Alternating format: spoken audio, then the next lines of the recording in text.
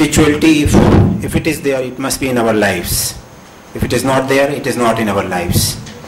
So let us begin with an examination of our lives and see whether there is something which we can call spirituality. हमारे जीवन में कोई ऐसी चीज है जिसको कि हम अध्यात्म कह सकते हैं. देखें हम कैसे जीते हैं. How are we living? We have been given this body and mind, this psychosomatic structure. We have been given by Mother Nature or God or what we call it. Now, this structure is like this, that it has several inbuilt needs. इसके अंदर बहुत सी आवश्यकताएं बुनी हुई हैं. उदाहरण के लिए हमको भोजन चाहिए, हमको हवा चाहिए, हमको पानी चाहिए, हमको शेल्टर चाहिए, मकान चाहिए, हमको वस्त्र चाहिए, हमको 1000 चीज़ें चाहिए. और ये नीड्स हमारी ऐसी हैं जो रिकरिंग नेचर की हैं. एक बार कितनी भी पूरी कर लीजिएगा आप, दोबारा फिर से शुरू हो जाती हैं. शाम को जब दावत खा के आते हैं तो खूब यहाँ तक पूड़ी खा ली, पुलाव खा लिया, आइसक्रीम खा ली, लगता है जैसे ज़िंदगी में दोबारा कभी भूख नहीं लगेगी. लेकिन एक रात सोने के बाद अगले दिन फिर हम भोजन के लिए तैयार हो जाते हैं. तो ये शरीर हमारा ऐसा है कि रह के इसमें after some time, after short intervals, we have needs and we are obliged to fulfil them. उन नीड्स को पूरा करना हमारे लिए ज़रूरी है. अगर नहीं पूरा करते हैं बेचैनी शुरू हो जाती है. धीरे धीरे उसके बाद भी अगर पूरा ना करें, बेचैनी हमारी तकलीफ में बदल जाती है, कष्ट पीड़ा में बदल जाती है. उसके बाद भी अगर ये तय कर लें कि नहीं, इसको पूरा नहीं करेंगे, भोजन नहीं करेंगे, पानी नहीं पिएंगे, तो ये जो हमारा चोला है, ये जो स्ट्रक्चर है हमारा, this will collapse. So we are obliged to fulfill these needs, our body needs. Similarly, we have our needs of the mind, mental needs. हमारी जो मन की आवश्यकताएं हैं वो हमारे सेंसेस से, हमारी इंद्रियों से जुड़े हुए हैं. हमारी आंखें अच्छा दृश्य देखना चाहती हैं, इसलिए छुट्टी होती है हम कहते हैं चलो शिमला चलते हैं, नैनीताल चलते हैं. क्या करेंगे शिमला नैनीताल जाके? पहाड़ देखेंगे, झरना देखेंगे, हरियाली देखेंगे. या शाम को घर आते हैं तो टीवी खोल लेंगे, अपने मन पसंद कलाकारों को देखेंगे. तो हमारी आंखें सुंदर दृश्य देखना चाहती हैं, हमारे कान मधुर शब्द सुनना चाहते हैं.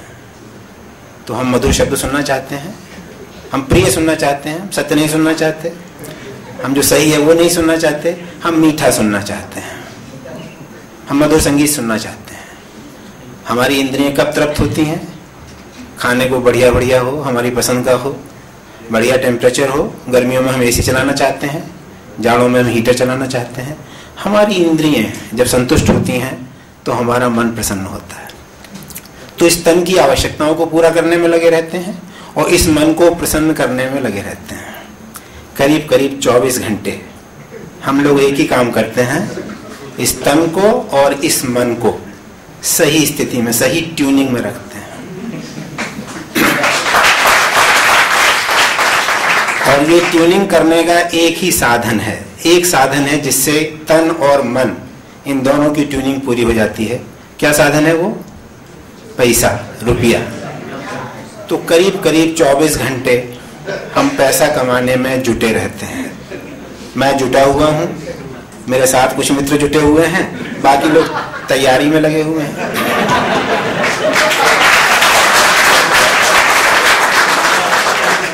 लेकिन क्या अगर हम अपने से पूछें कि तन और मन में आवश्यकताएं पैदा होती रहें और हम इनको भरता रहें, क्या यही हमारे जीवन का उद्देश्य है? Is this the purpose of our life? हम किसी संगीत समारोह में जाते हैं तो सबसे पहले क्या काम होता है? आप देखिए कभी गौर से, तबले वाला एक हथौड़ी लेके बैठता है और तबले को कभी ऊपर से ठोकता है और कभी नीचे से ठोकता है, बीच बीच में बजा बजा के देखता है. हम उससे पूछते हैं क्या कर रहे हो? वो कहता है I am tuning my tabla. Similarly वो सितार वाला या तानपुरे वाला कभी किसी सितार को, तार को कसता है, कभी किसी को ढीला करता है. हम पूछते हैं क्या कर रहे हो? वो कहता है I am tuning my instrument. एक बार मैंने उससे पूछा भैया घर से ट्यून करके क्यों नहीं लाते हो, हैं हमारा टाइम क्यों बर्बाद करते हो? उसने कहा साहब घर से यहाँ तक लाने में ट्यूनिंग गड़बड़ा जाती है.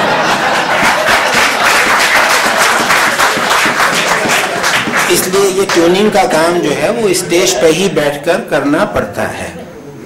अगर हम उनसे पूछें इन इंस्ट्रूमेंट्स को आप ट्यून क्यों कर रहे हैं, तो उनका जवाब क्या होगा?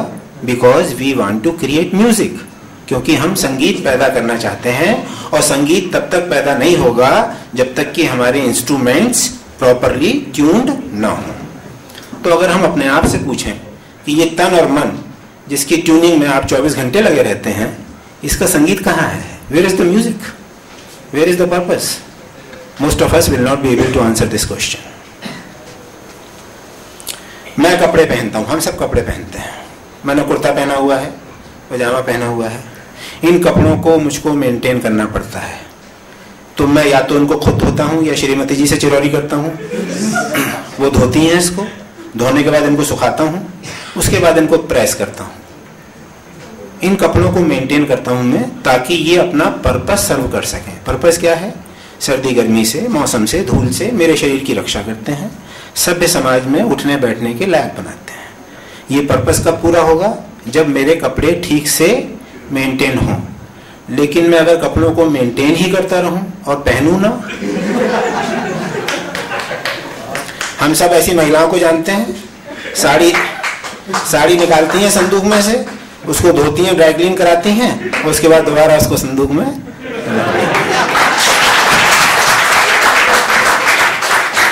हमको हैरानी होती है, अगर पहनना नहीं है तो इसको मेंटेन क्यों कर रहे हो?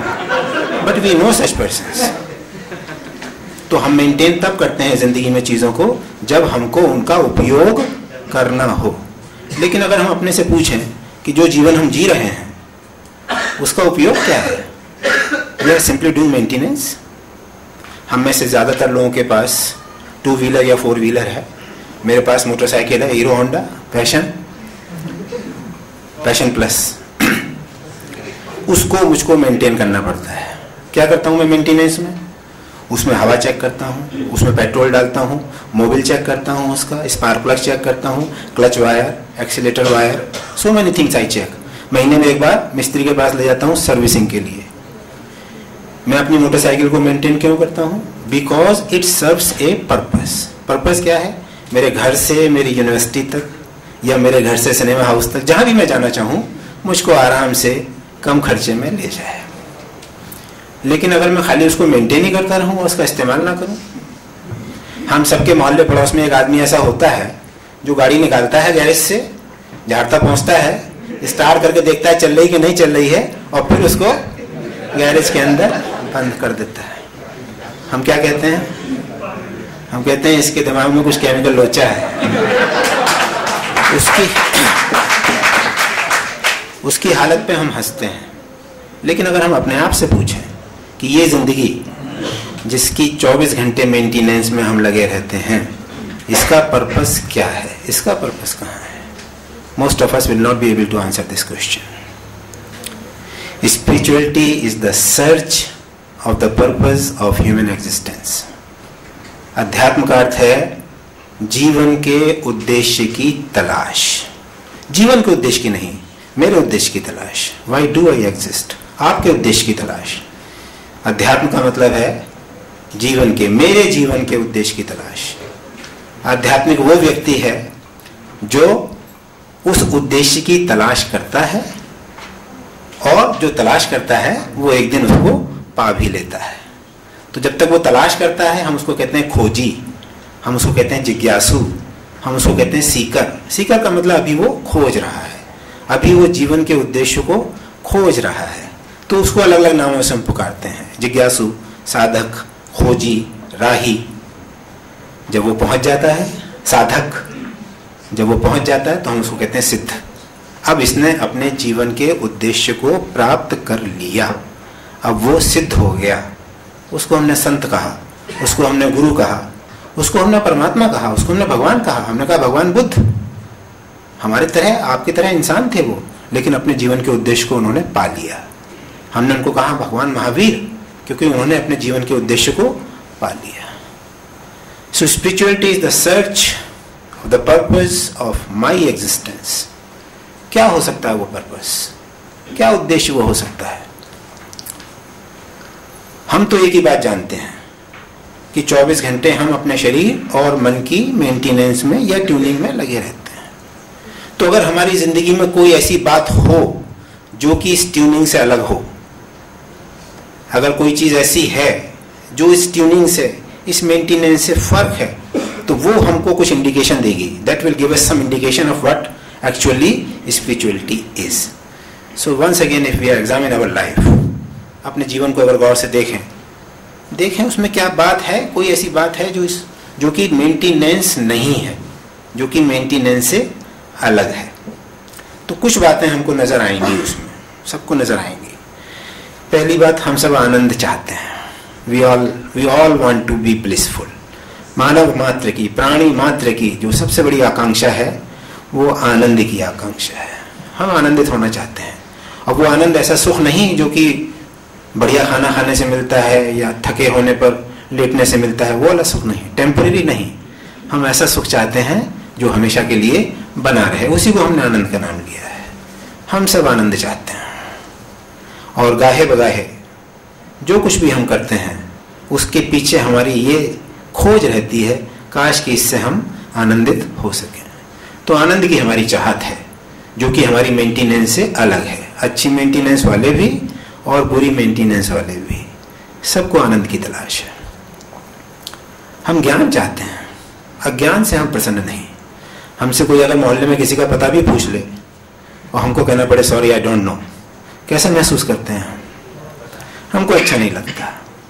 हम जानना चाहते हैं, हम सब कुछ जानना चाहते हैं. हम केवल यही नहीं जानना चाहते कि मोहल्ले में कौन कहाँ पर रहता है.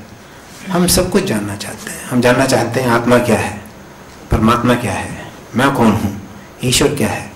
हम सब बातों का उत्तर जानना चाहते हैं. हम ज्ञान चाहते हैं, अज्ञान से हम प्रसन्न नहीं.